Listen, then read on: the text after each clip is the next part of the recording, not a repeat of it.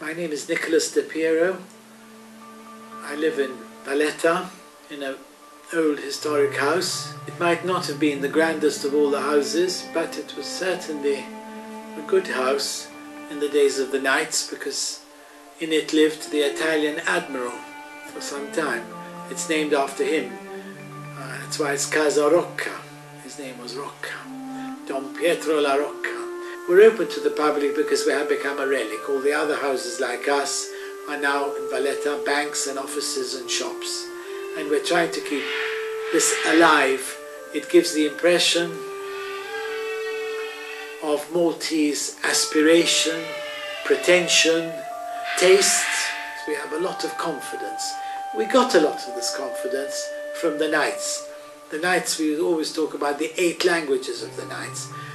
And the knights were divided into their longs, and if you see the quality of the architecture, if you see what there is here, it's quite impressive really for somewhere as small as us. I like to tell people we are the most European part of Europe.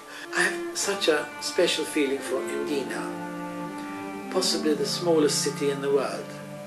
We cannot call it a town, it is essentially a city, because it has a cathedral, but with such a small number of people, it becomes a real curiosity, and it is absolutely full of those wonderful treasures and architecture, and there's a lot to see. The Neolithic is just too wonderful for words if you're interested in that sort of thing. Tiny little Malta with the oldest freestanding buildings in the world is quite something.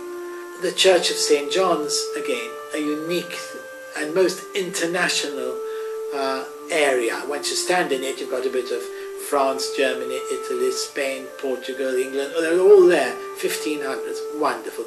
I love Valletta. Valletta is an experience in itself. When I was living abroad and I came back to Valletta in 1990, it had gone a bit out of fashion. And people said, you don't really want to live in Valletta, do you?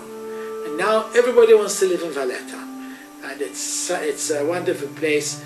It has a sort of, it links up with so much from the past. You can go to the theatre on foot, you can go to the old market, you've got exhibitions on. If you like art, there's not a boring moment in Valletta. I'm so happy to be in Valletta at the moment.